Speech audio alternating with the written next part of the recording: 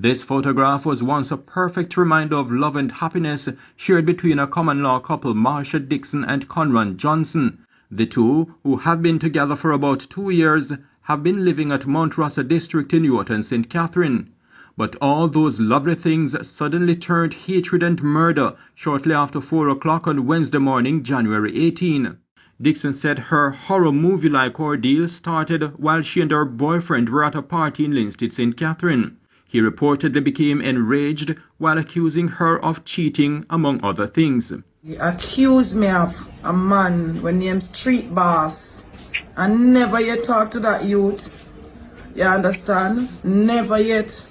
I know him, but I never yet speak to that youth. And he accused me, say me can't go on club and whatever into the round robin. So I'm a member of the round robin. So I have to attend it.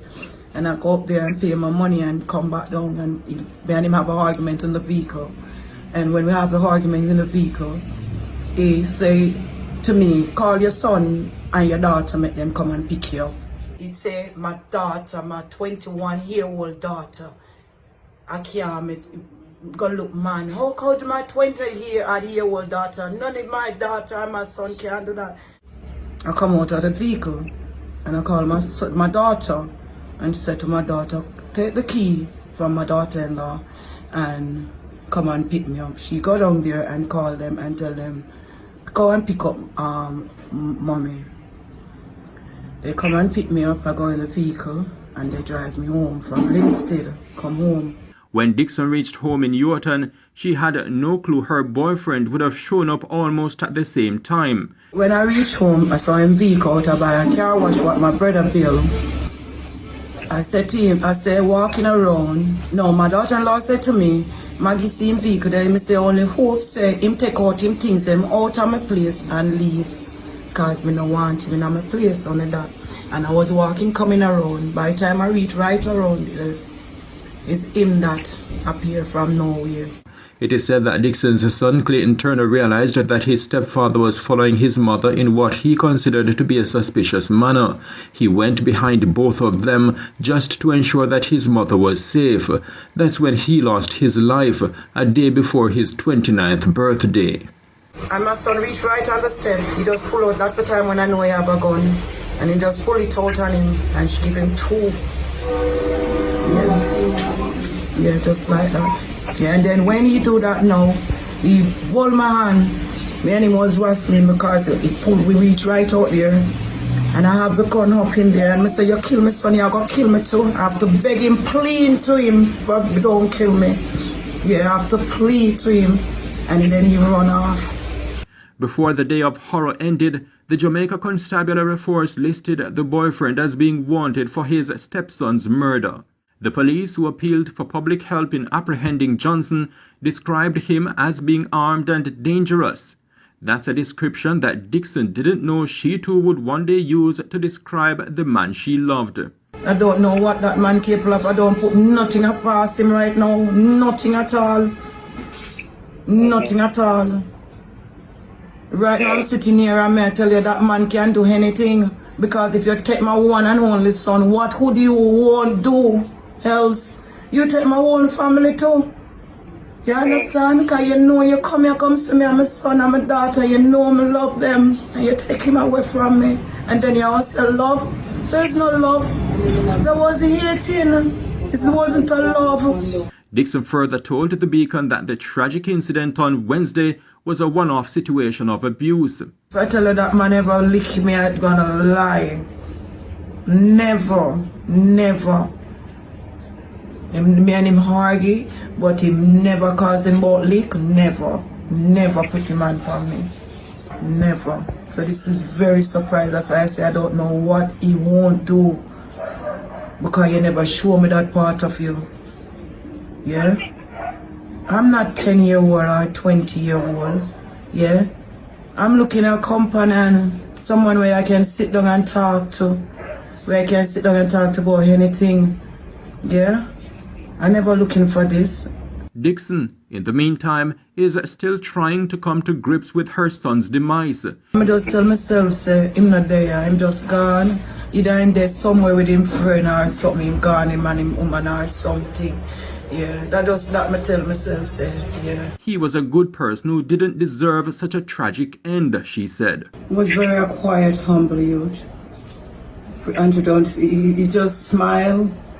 Everything is just a smile. You ask Andrew for a drink and just a smile. Yeah, man. Yeah, man. You're good, man. Right now, his grandmother is not here. Yeah, he's overseas right now and she's off right now. Yeah. Me alone have been growing that youth. From him born until now, me alone and him have two of them. Yeah. And I bring him come here. And this is what I get for his birthday. Only 3 daughters and that left. Give me and lose a son about 3 months ago. Yeah, before him born. He's a bubble and he lived to his bubble, to his principle of bubble. Yeah. When you eat certain things, he say, Marsha, you're not supposed to eat that, no matter. Or Maggie, he called me Maggie more time because what they call me Magla. He called me Maggie. Yeah, you know, if you eat them things there, you know. If you eat them things there, man. Yeah.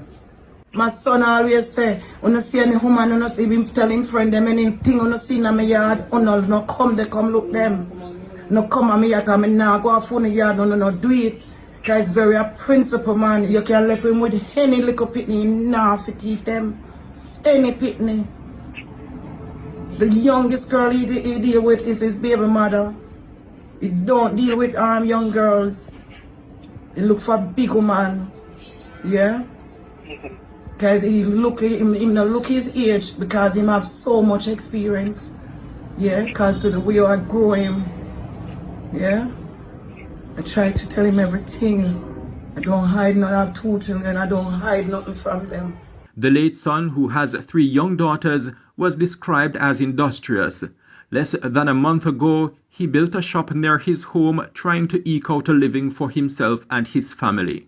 Yeah, he have a food shop right down there. He have a food shop. Not even a month now since him open it. Not even a month. Yeah. Everybody, I don't know where don't like that, man. I don't know who don't like that, man. An aspiring politician and former senior police officer Newton Amos, who is from the community where the murder transpired, spoke highly of the bereaved family.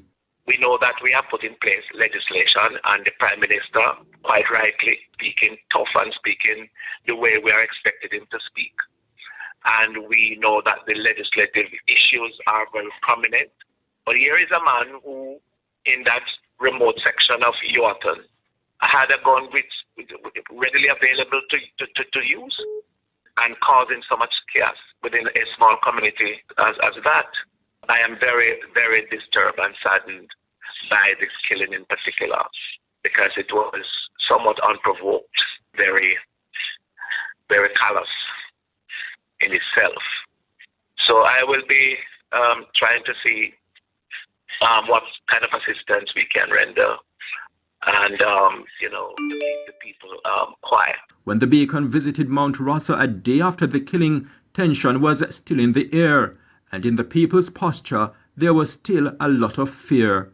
That apprehension is not likely to fade until the wanted man is caught. The accused man is well known. I'm sure that the citizens will be giving the police full assistance to have him taken into custody as quickly as possible.